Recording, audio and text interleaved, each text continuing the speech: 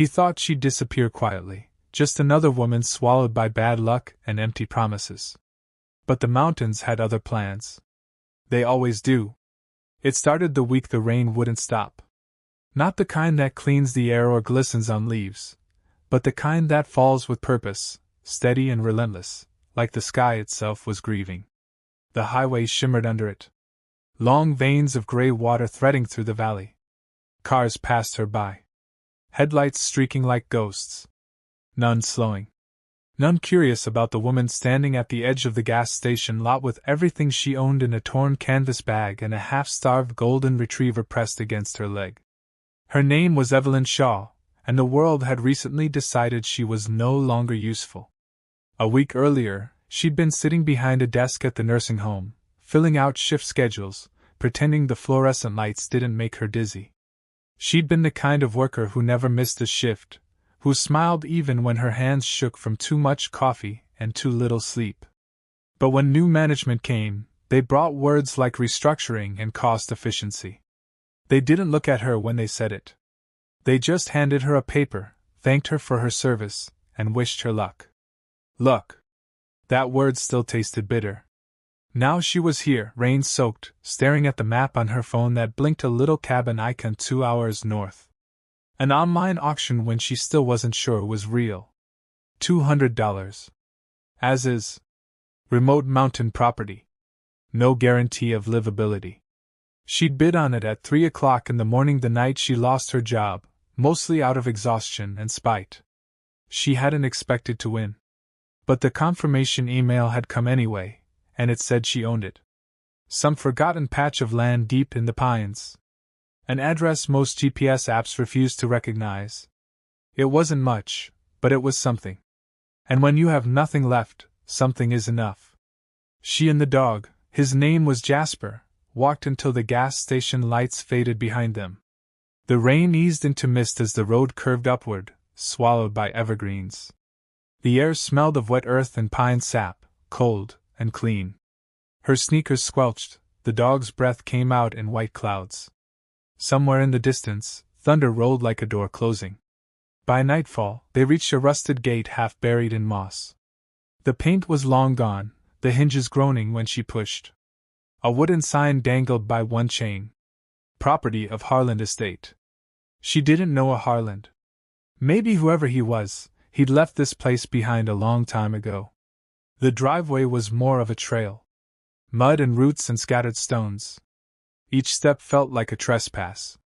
When the cabin finally appeared through the fog, it looked smaller than the listing photo, hunched and forgotten under a slanted roof heavy with moss. 2 windows stared out like dull eyes. The porch sagged. A single lantern hook hung by the door. Empty. Evelyn stood there a long time before stepping closer. The dog sniffed the air, uneasy. Inside, the smell hit first. Old wood, damp paper, something faintly metallic beneath it all.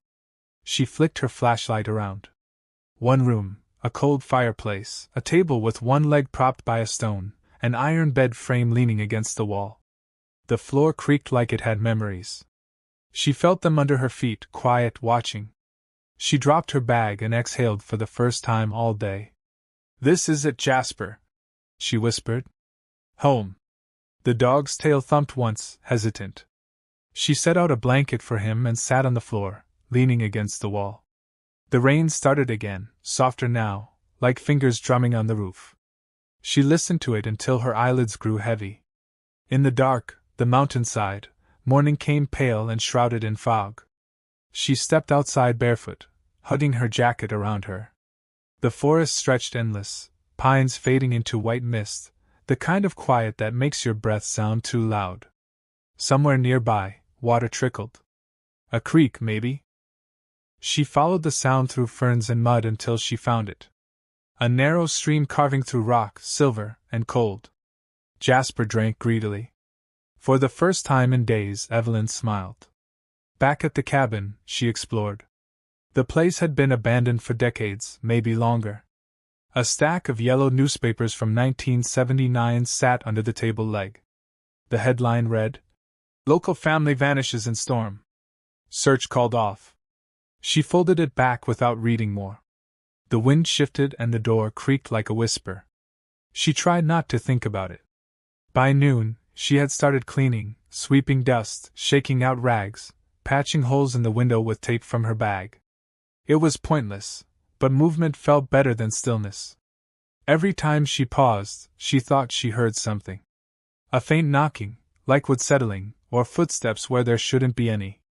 When she found the photograph, she froze. It was wedged behind the fireplace stones. A small faded picture curled at the edges.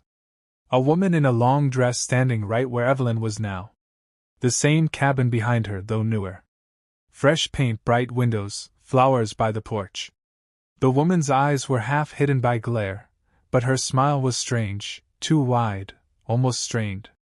Beside her stood a man, tall, hand resting on her shoulder. She turned it over. Someone had written in pencil, May 6, 1979. Harland and me, our forever home. Evelyn set it down carefully. That night she lit a candle and sat by the fireplace. The photo on the table beside her. The light flickered across the walls, tracing patterns like moving shadows. She could hear Jasper's steady breathing near the door. The sound grounded her, but sometimes beneath it there was another rhythm, like footsteps on old wood. She told herself it was the wind. She didn't quite believe it. By the third day, the silence had changed. It wasn't empty anymore. It felt occupied. When she walked from one side of the room to the other, she caught glimpses of movement in her peripheral vision. Shifts in the fog outside the window, reflections that didn't belong to her. At dusk, Jasper started barking at the floorboards near the hearth. His hackles rose, claws scraping the wood. Evelyn knelt beside him. The boards there were newer, mismatched, nailed down unevenly. She hesitated, then fetched the crowbar she'd found by the porch steps. One nail popped loose easily, then another. The wood lifted with a long, tired groan. Underneath was a small hollow. Inside it lay a metal box, rusted shut. Her pulse quickened. She pried at the latch until it gave. Inside were papers brittle with age, letters, receipts, a birth certificate, and a small tarnished key. At the very bottom, wrapped in cloth, was a locket. She opened it. 2 portraits faded and cracked. The woman from the photo, the man beside her. She ran her thumb over the glass, and for a second, she thought she felt warmth beneath it. The wind outside rose suddenly, howling through the chimney. Jasper whimpered. Evelyn stood clutching the locket. The candle flickered out. For a long moment the only sound was her heartbeat. Then faintly she heard it. A whisper. Not words exactly, more like breath shaped by grief. It came from behind her near the door. When she turned, nothing was there. The fog pressed against the window like it wanted in. That night sleep didn't come easily. Every time she closed her eyes, she saw faces she didn't know. A man standing in the rain, calling for someone. A woman reaching toward a child just out of frame. Sometimes she saw herself standing by the creek, her reflection in the water shifting into someone else's. She woke to Jasper growling low. The air felt charged, heavy. Then she noticed it. The smell. Smoke. She bolted upright. The fireplace was dark, but the smoke came from under the door. She flung it open and froze. Outside, the world glowed orange. But it wasn't fire. It was light, soft, radiant, pulsing like breath. It came from the trees themselves, as if the fog had caught fire without heat. In the center of it stood a silhouette, human still. Her first thought was, "Someone's here." Her second was, "They've been here all along." The figure didn't move. She couldn't see a face, only the outline. Shoulders slumped, head bowed. Then slowly it raised a hand pointing toward the cabin, toward her. She blinked and the light went out. Just darkness, just the mountain. She stood in the doorway for a long time, heart hammering, until the cold drove her back inside. Jasper wouldn't stop pacing. She whispered his name, and he came to her, pressing close.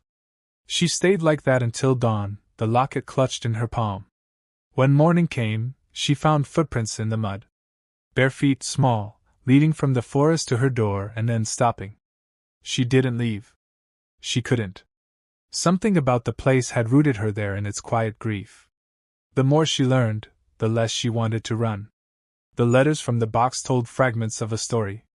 Harland and Margaret Wren, a couple who'd built this cabin in 1975. The handwriting was careful, elegant. At first, the letters were mundane. Lists, notes, reminders, but the later ones changed. Phrases grew erratic. One read, "The forest keeps calling her name.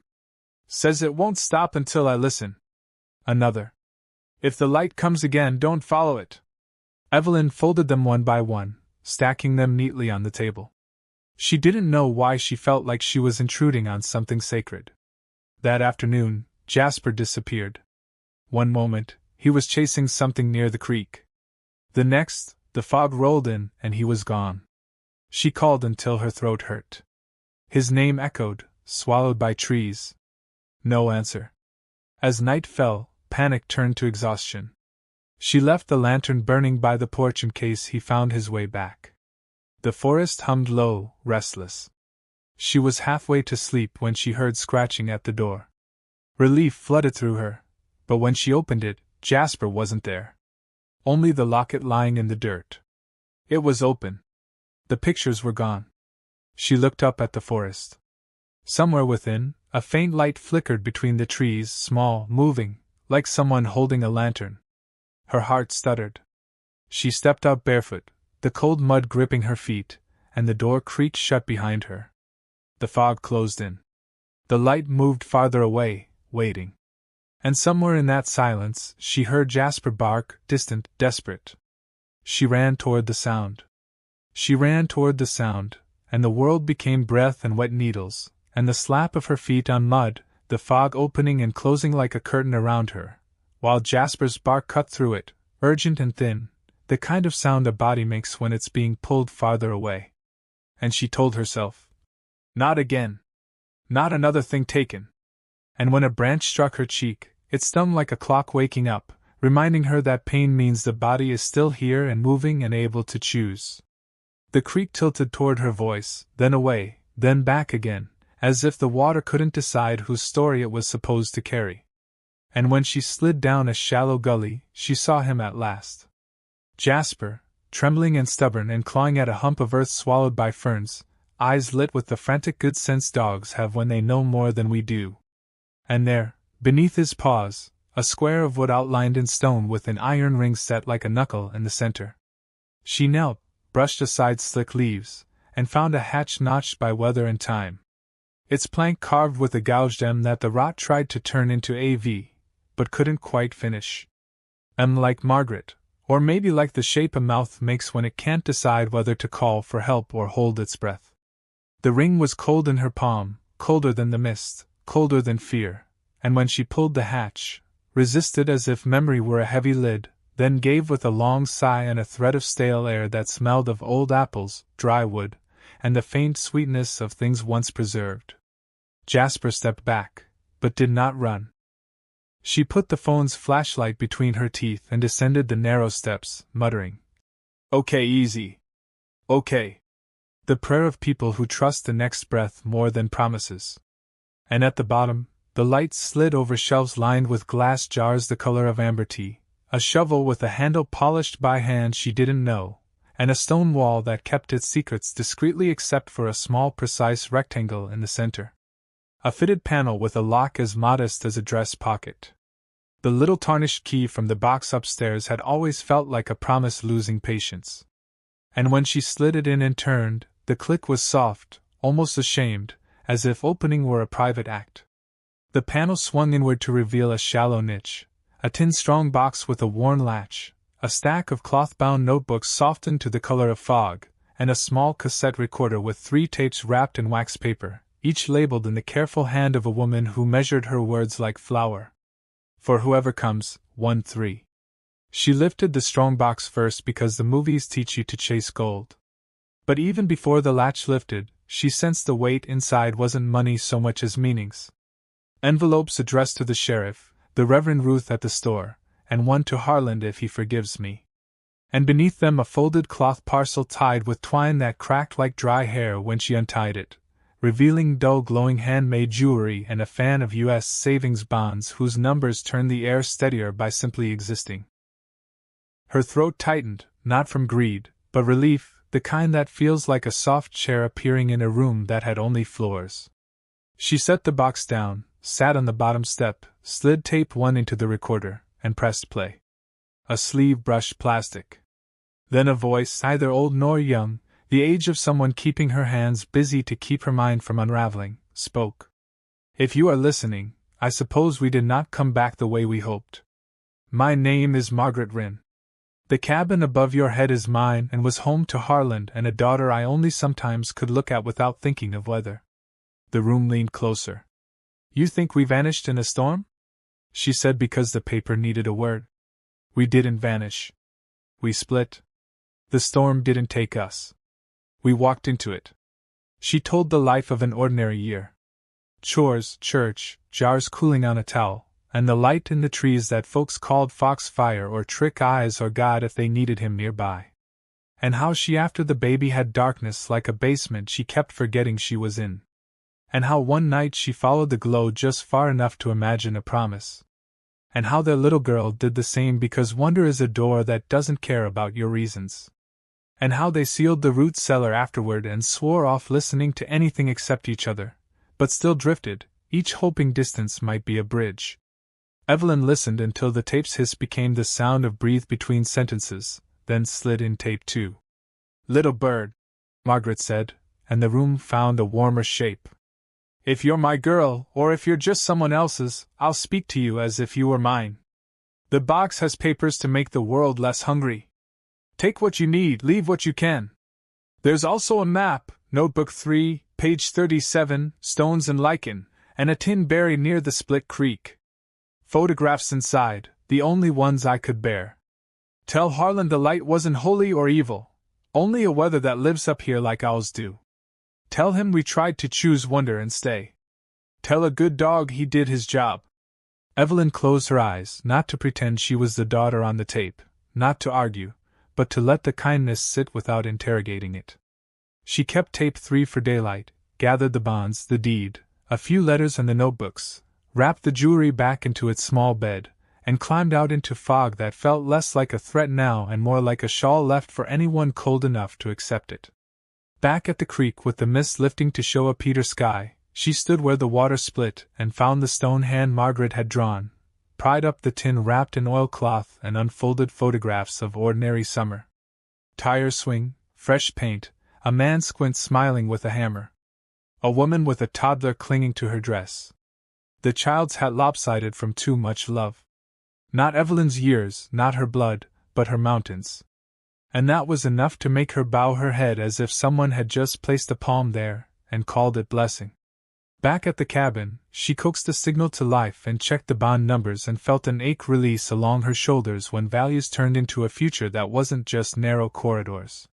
She called a county number from the deed and learned polite phrases, quiet title, heirs unlocated, hearing dates, wrote them down like a recipe, trusting that meaning would rise when heat was applied. Later, an old green truck climbed the rutted drive with the calm of a creature that believed in return. The man who stepped out said his name was Nate, and that he'd been carrying news even after the route and uniform ended. Habit being a kind of loyalty. He studied the porch and the dog and the woman with damp hair and said, "You're either lost or found." "Haven't decided yet?" she said, and he nodded like that was the correct answer. "Harland?" she asked. "Went," Nate said. "Milled lumber, carved birds from driftwood when the drinking made edges sharp, sold them to tourists who wanted to buy a story and a bird for the same $5, kind when he could be, hurt when he couldn't." She told him she was the caretaker, and the words settled in the air with the right weight, as if the house had been waiting for a title that didn't pretend to own.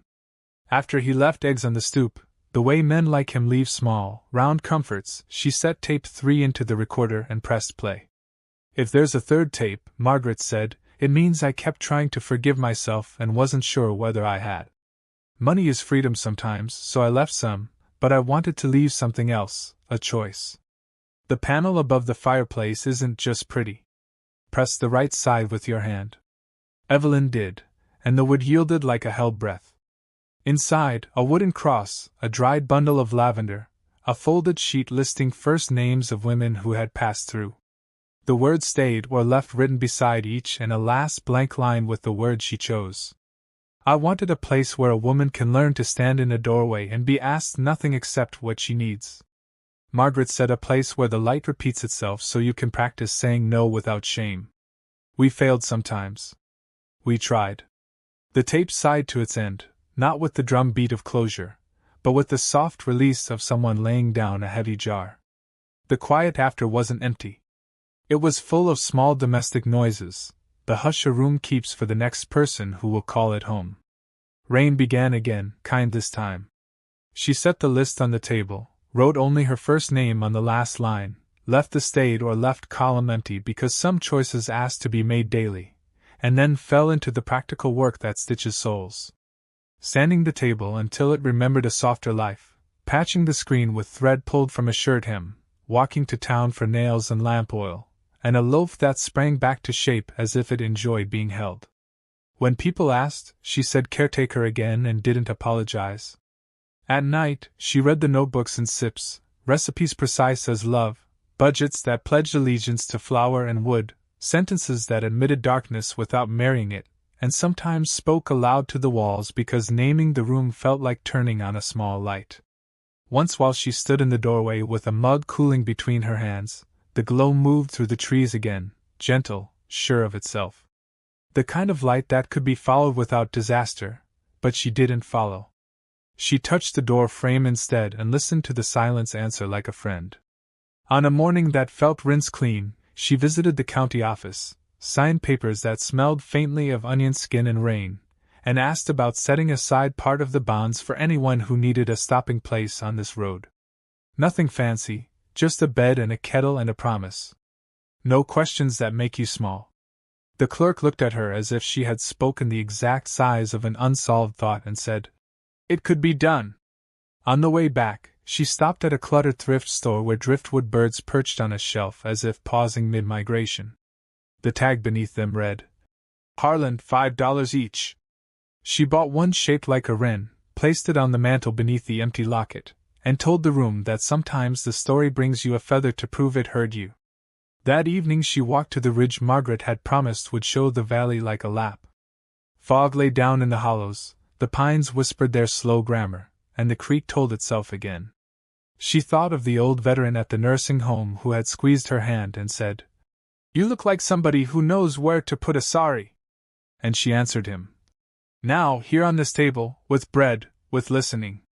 The light threaded between trees far below, and settled finally near the bend in the road. Not a lure now, not a dare, just a lantern someone had set down so travelers could see their feet. She felt something inside her put away its suitcase. In the days that followed, the cabin changed by degrees. A shelf grew along one wall with the notebooks and photographs and mismatched frames because matching made the room too careful. A new lock clicked at night, not to keep anything out, but to tell her the day had agreed to end. She recorded her own tape on a cheap machine. A single message for whoever might arrive, trembling. "You are allowed to rest. You don't owe us your story to earn it. Take what you need. Pay back later with truth in small ways." She slid the cassette beside Margaret's stack and closed the niche. Nate taught her how to plane a door that swelled in October. She taught herself the names of mushrooms she would never pick. Letters traveled, one addressed to a forwarding service rumored to find Harland, enclosing a copy of a photograph and a note that said simply, "There is a shelf here. You can leave anything you like upon it." Some afternoon she stood by the creek and let the cold make her certain. Some nights she lay awake, listening, and heard only the honest tally of wood and wind, and the damp sigh of a room that had been forgiven.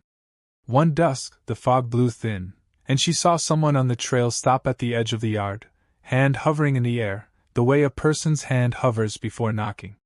The figure waited, then turned away, then came back, then leaned against the porch post and cried the small, private cry of someone who has found a place to be briefly weak. Evelyn didn't ask. She opened the door and said, "Tea or water?" The woman laughed once, startled, as if such questions had gone out of fashion, and said, "Water first." They sat at the wobbling table that didn't wobble anymore, and considered the miracle of a clean glass. The story came later or didn't. It didn't matter.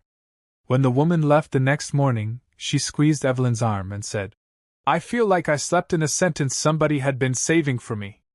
After she was gone, Evelyn added a new first name to the list and wrote, "Stayed for one night," which is sometimes the same as stayed for a year if you measure with the right instrument. On a clear afternoon, Jasper nosed behind the wood pile and came up triumphant with an old ceramic button, blue as Creek's shadow. She cleaned it and sewed it into the curtain because objects like stories approve of being used. The glow returned from time to time, never with menace, always with the patience of weather. She let it be. Once she followed it only as far as the porch steps, and said aloud, "Thank you, but we're fine here." And the fog seemed to nod. On the day the first snow carried the smell of iron and linen, a package arrived by Nate's hand. A rough little bird carved from pale wood, its wings not symmetrical, its beak too blunt. No note. She placed it beside the wren. At night its shadow made a small mountain on the wall, and she liked how it looked when the flame wavered. The cabin bought for $200 and a dare she had made to herself at 3 o'clock in the morning no longer felt haunted in the way people mean when they mean fear. It felt occupied by attention, by the lists and jars and a woman's steady voice captured in plastic, by a dog who knew where to scratch, by the sound of wind threading old nails. Value, she realized, is sometimes numbers and sometimes a room where no one asks you to translate your sorrow into a shape that fits their shelf. She pressed her palm to the panel once more, felt the wood warm under her hand, and let it close. The light outside thinned to ash, then to lavender, then to the honest dark that arrives without theater. She turned down the lamp, climbed into the bed she had made from one frame and a handful of stubborn screws, and the house settled around her, not empty, but full of small resting lives. The creek recounting itself, Jasper sighing, the pine boughs giving their slow applause. If any ghosts still lived here, they were the kind that sit at the table and help you find the right page. The kind that know when to be quiet and when to pass the salt. She closed her eyes and did not dream of being chased or of doors she couldn't open. She dreamed of shelves that did not sag under the weight of what had been left on them, and of a morning when fog lifted cleanly and let the sun find the floorboards, and of a woman herself standing in the doorway with a cup, ready to choose again and again the simplest, bravest thing to say.